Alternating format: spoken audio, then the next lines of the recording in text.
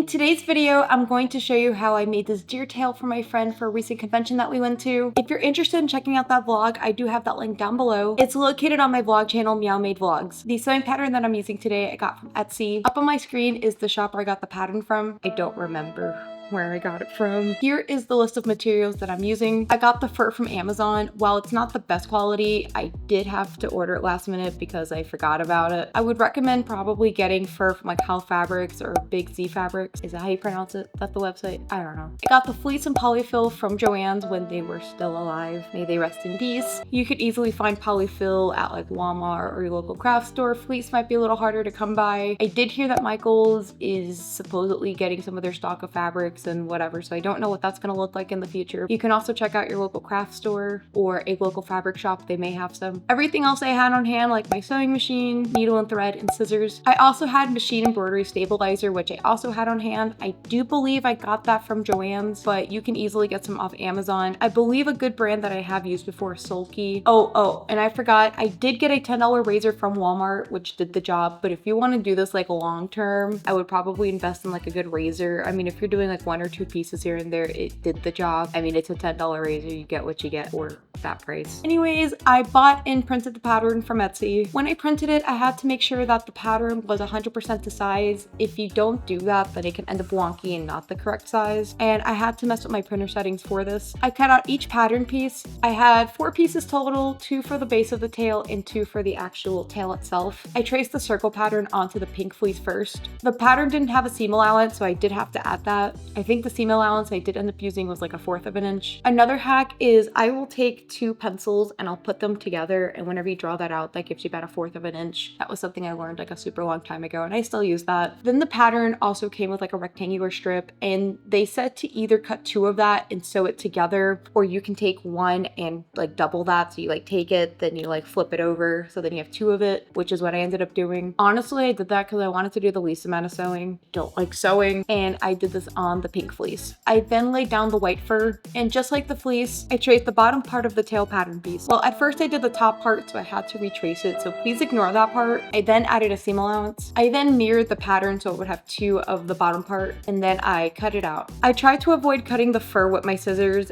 and then tried to cut it in a way that was like against the backing. You kind of have to like cut it at an angle. I wasn't too great at this, and the one that I made for my friend last year, I dealt with similar cutting issues. Honestly, I did the best I could, but I feel like this is one of those that it takes practice for you to kind of like know like what you're cutting. Then my cat decided to see what I was up to, and I did indeed learn that he likes fur. If he's a cat and he likes fur, does that like make him a furry? I then repeated the steps for the tan fur. This is going to be the top part of the tail. I traced the 2 pieces, added a seam allowance, and then tried to cut them. I didn't care too much about cutting the top part of the fur because I was going to end up shaving it down with the clippers anyways. I then took out the shortest guards that came out with the $10 razor from Walmart, and I started going to town on the tan fur. I'm not planning on shaving the white fur though. It was to emulate the bottom of a deer tail nub, which I think looks like it's short on top and fluffy at the bottom. Honestly, I don't even know what a deer tail looks like. I'm just going based on like reference pictures from the Etsy listing. While shaving this, I realized I probably should have invested in a better quality razor because the fur is looking a little patchy right now. Shh.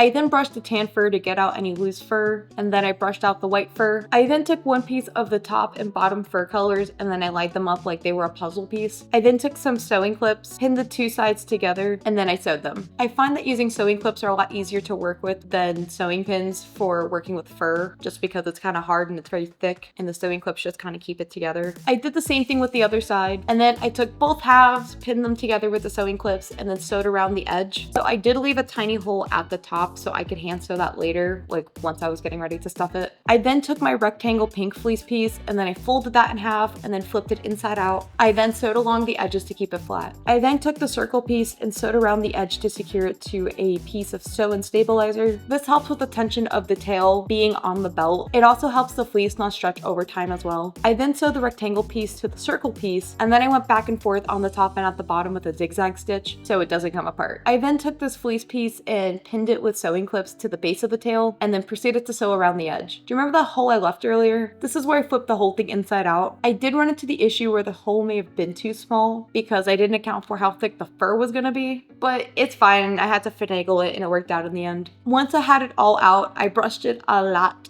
and a lot and a lot. One thing about sewing fur is that some of the fur fibers get stuck between the seams, so brushing it out kind of makes the fur nice and free and kind of covers up some of those seams, plus it looks less matted. I then took my polyfill and filled up the tail. Not all tails that you make are going to require stuffing. You may have to use foam, which if you want to see me attempt to do anything with foam shaping, that is in last year's video of making my friend's tail. While filling up the tail, I wasn't really sure how firm it was supposed to be, but with my plushies, I like to make sure that they're nice and firm, so I kind of went based on that. By the time I was actually working on this tail, this was like 2 hours before the convention was supposed to start, so I decided to stop right there, and then I finished it up over at the convention before my friend got there. Here are some clips of me working on it. I look like garbage, and that's fine. We're just gonna dry shampoo all my problems away. And here are all my cute little needles.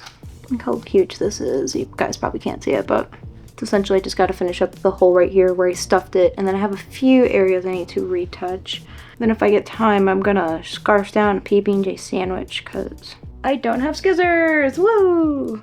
I think I've mentioned in like a million of my craft channels, YouTube channel, how much I despise hand sewing. I think the stitch I'm attempting to do, no, it's gonna be a ladder stitch, but I think we're just gonna do a whip stitch. Still would love to know where my needle went.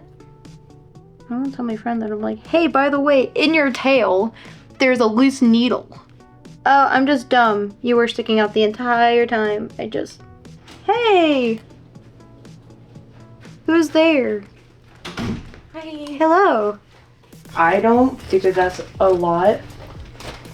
Anyways, if I was looking for their tail's right here. And finally, here are the final results. My friend really loved it, and it kind of inspired me to spring forward and try to make other pieces and experiment with fur. Another good thing about fur is that it's not only exclusive to fursuits, but it can also be used for plushies, and I do have some sewing patterns. If you'd like me to attempt to make my own fursuit, it wouldn't be for me though. I'll probably ask a friend to like draw up something or give me one of their characters, but they seem very fun to construct. I feel like it's like the ultimate craft project. Anyways, thank you so much for watching, and I will see you guys in my next video. Adios!